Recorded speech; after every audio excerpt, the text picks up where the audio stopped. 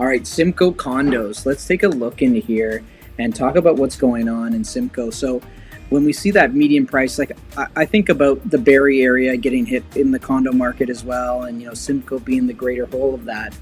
Month over month decrease to -6% basically, both month over month and year over year. It's interesting to see. I don't think we're that far off in our units, Matt. Like we're currently sitting at 57 in comparison to 86. Like it's not great news, but it's not as drastic as some of the other pockets we've been seeing. So I do think that this has been a value issue, specifically when we look in the condo market. Yeah, unfortunately Simcoe and Barrie are not immune to the issues that are going on in the condo market. Yeah. The freehold market in Simcoe and Barrie is holding up quite well. I think what we're going to see in the data here is that even the condos in Simcoe are struggling a little bit, but definitely not as bad as what we've seen in some of the other areas. Yeah, and I think part of that, why we're seeing the struggle currently in the condo market there, is we saw a big increase. Sorry, let me get my cursor there. We're seeing a 54% increase in new listing activity, which is higher than what we saw, obviously, in some of the freehold stuff as we came into Barrie and Simcoe in general. So it just makes sense when you've got that influx of new listings. You can see we're almost at a record high with only, I'm trying to pick which year it was here. Was that 2023 outpacing us with 307 units? So, yeah, we're sitting at record highs for new listings, Matt, and I think that's why we saw that softening in price.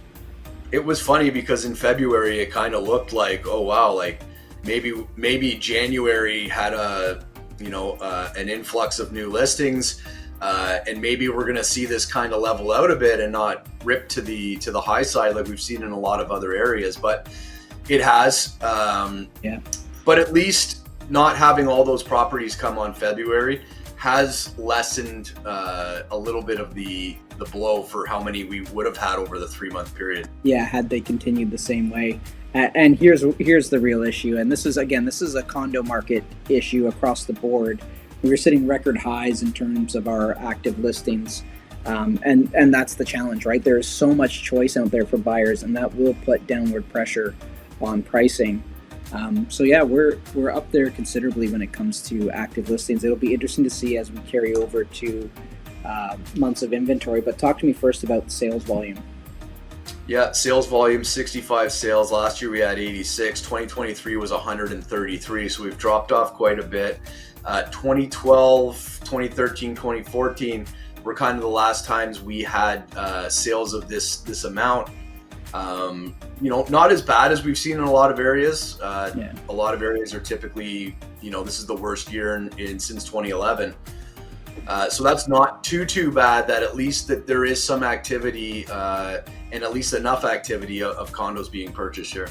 I think as well what's important to note is just when the condo market was being built, like when the new construction was coming into occupancy in Barrie, where now we have more units there than we used to have previously as well, right? And so with more units available in Barrie than we had before, like, specifically those earlier years, we do feel more, again, that's where the downward pressure on pricing comes. There's just more units available, and we've got less sales volume to carry for it. And here's where we've seen, like you said, we've seen that rollover. Yeah, we've seen a rollover. We're down to 2021 prices, and if this keeps up, we're definitely gonna to roll below 2021 numbers and hover below those. Yeah.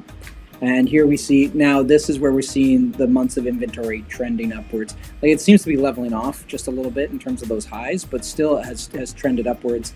And by far, I think our biggest number yet at 8.8 months worth of inventory. Tons of choice out there for buyers, considering how little the condo market is selling currently. So again, that speaks to me. There's a lack of urgency there for buyers. They're not worried about that home that they saw and they liked a little bit. They're not worried about it getting scooped up. They're taking their time. They're looking around. They're exploring the market because they have the choice to do so. They do, and I think it's a prime spot for I still think it's a prime spot for buyers to be looking. If you're okay living in the Simcoe area, in the Barrie area, You've got 8.8 months of inventory on that market. There's deals to be had, and probably deals in great locations as well.